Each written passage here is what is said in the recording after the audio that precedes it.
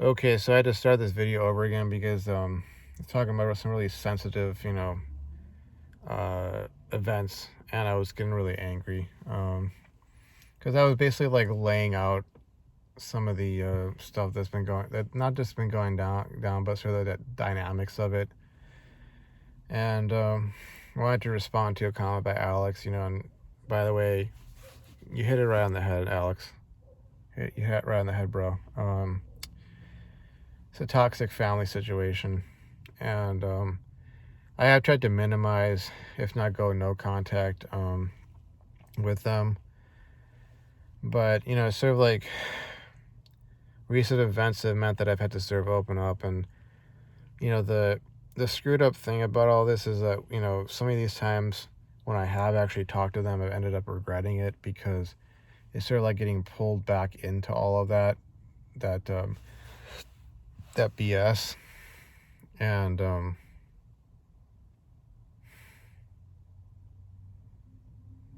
you see, it's the kind of family dynamic that is completely and utterly unsustainable because it's all dependent upon having one, maybe two functional members of the family who are having to shoulder all this weight. And, once those folks go out, whether they die or they walk away, everything falls apart. And, it's kind of like with my dad when he was working, having to make all his money. And he was making a decent salary, but it was kind of like, if you think about like making six figures or so, it's the kind that it's the right amount such that you can cover cost of living, but at the same time maybe have some leftover to put away for the future. But it's not like being a multi-millionaire or a multi-billionaire where you have so much money you're never going to have to worry about money ever again. And my mother never understood that. My dad had to be the functional one who could go out there into the outside world and interact with people, and not be a bleepity bleep to people, such that they wouldn't want to work with him, or go and do stuff for him, like work on the yard or work on the cars, or help out fixing the house or whatever the case may be. He's had to be the one to be able to actually like be a down to earth, kind, sociable kind of a person um who you could see going out there and dealing with folks, on a day-to-day basis, such that stuff would get done. Being able to do even the most basic thing of like holding down a job. And it is basic, but at the same time, like if you think about um, being a high-end, lead engineer or engineering manager, that's like basic times, a thousand or 100,000 or something like that. It's way up there, in fact. And him having to be able to do that kind of stuff while my mom, who's a raging alcoholic, was not only spending the family's money on alcohol left and right, but also getting herself sent to the hospital, engaging in verbal and emotional abuse and sometimes physical abuse of family members, including my dad, which is probably one of, if not the biggest reason why he's in the hospital right now. It's something that my grandma, as much as I love her, um, she engaged in against my grandpa, which is why he's no longer among us, and he's been gone since 1992. Um, but yeah, it's just it's the kind of scenario that it's like I crawled out of it. It was really like messed up, situation. I crawled out of it. I escaped it. I came all the way up to here to get away from it. And it's like now that they see that I've finally gotten some success in my life, and this stuff is going down, it's like they want to pull me back in. And it's sort of like turn me into the plow horse that would replace my dad if he passes on. And even if he goes, like I was talking to my sister earlier, and there's a lot of emotional manipulation that goes on in this family. Not just any one person, but it's kind of drenched in it. The family is, but I was getting asked this question about like, oh, if things get really that bad, can I count on you to da da da da da? And it's like, truth is, no, you can't. And it's not because I'm a jerk or I'm somehow a narcissist. It's like, I look at the numbers. I look at how much I make versus what all these other things would cost, and I also have seen. Look, the reason it took me about 10 years, a decade to graduate from undergrad, to finish undergrad, was due in large part to the way the family dynamics are, okay? The reason I was addicted to PMO for so long was because of all the abuse I was dealing with, and I had to try and cope with that trauma somehow. I didn't turn to alcohol. Sorry, Mom, I didn't turn to alcohol like you. I didn't turn to smoking. Sorry, Dad, I didn't turn to smoking like you. I didn't turn to any drugs or whatever, but I turned to PMO.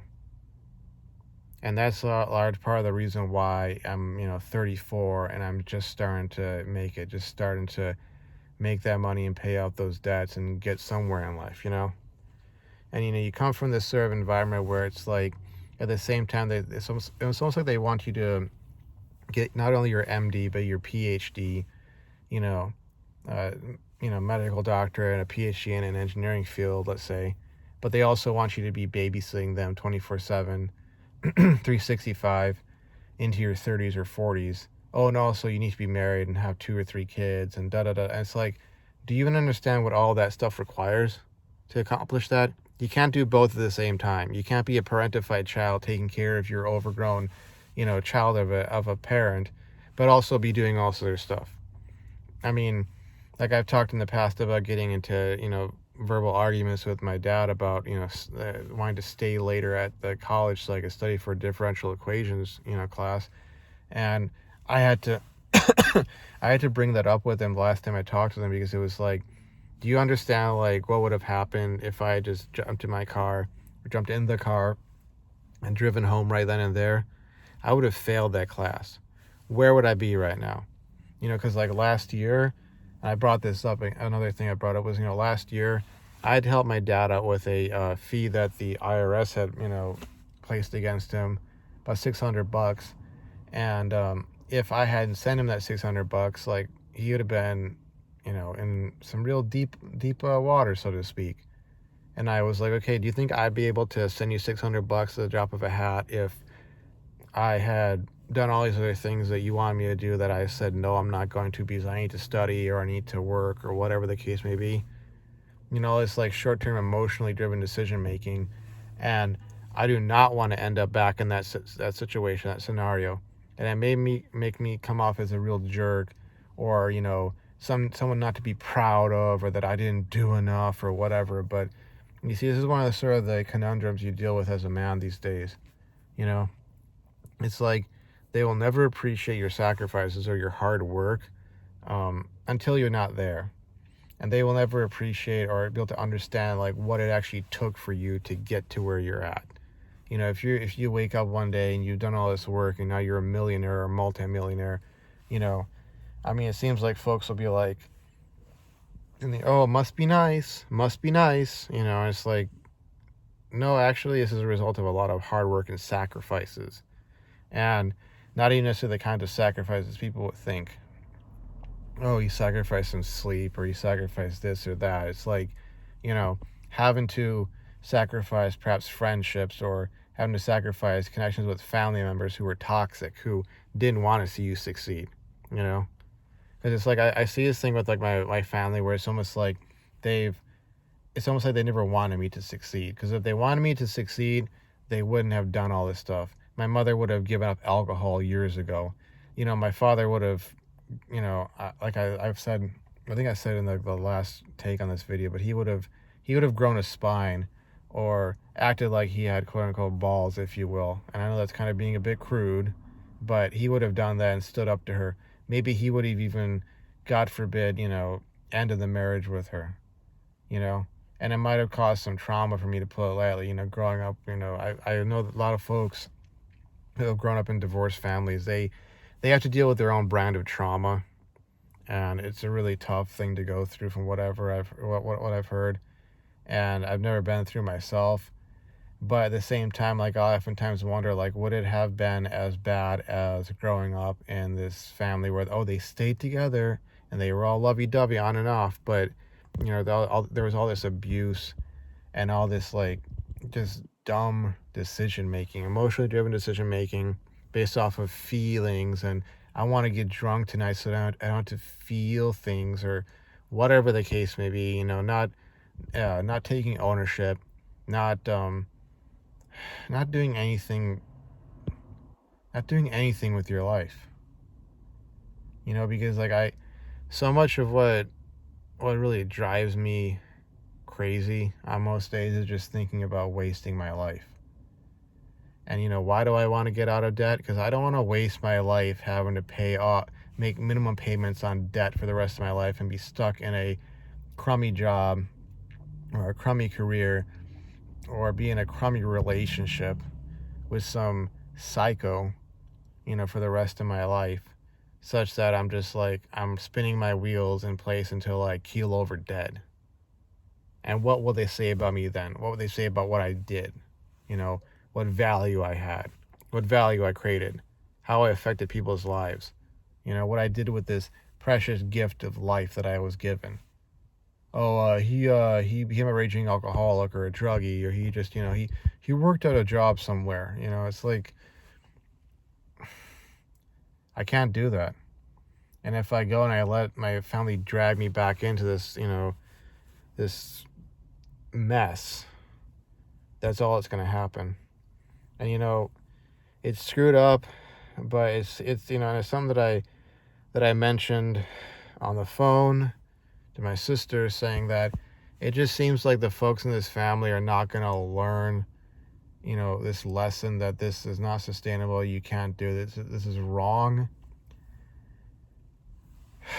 The day that dad isn't there anymore and I can't do anything and you're all screwed, you know?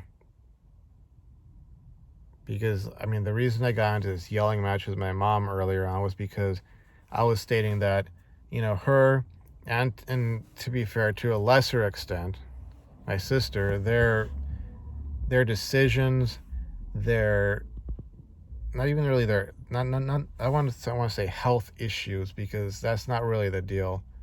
It's like decisions that they've made, predominantly my mom with alcohol, is what has led to all of this. Okay, it's not about, oh, you got sick and now you're making my life hard. No, it's not that. It's making these dumb decisions, emotionally driven decisions, not caring about the consequences, because that's somebody else's problem. That's the husband's problem, or the father's problem, or the brother's problem, or the sister's problem, or the wife's problem, or it's somebody else's problem. They can go deal with those consequences. But me, I'm going to have fun tonight. I'm going to get bleeped up tonight. I'm going to get lit tonight, that sort of thing. I'm going to have fun. You can deal with the consequences, but I'm going to have fun, that sort of deal. And my mom didn't want to obviously take any ownership of it and go, you know what? I'm really sorry. Yeah, that is on me. But, like, look, we're going to try and change or whatever. We're going to, just, I'm just trying to let you know about your dad or whatever. It wasn't like that. It was automatically me, me, me, me, me, me, me, me, me. So anyways, I'm getting a call right now. I'm going to end recording this, and that's the situation I'm in right now. Maybe I'll do another update later on. But anyways, talk to you later. Bye.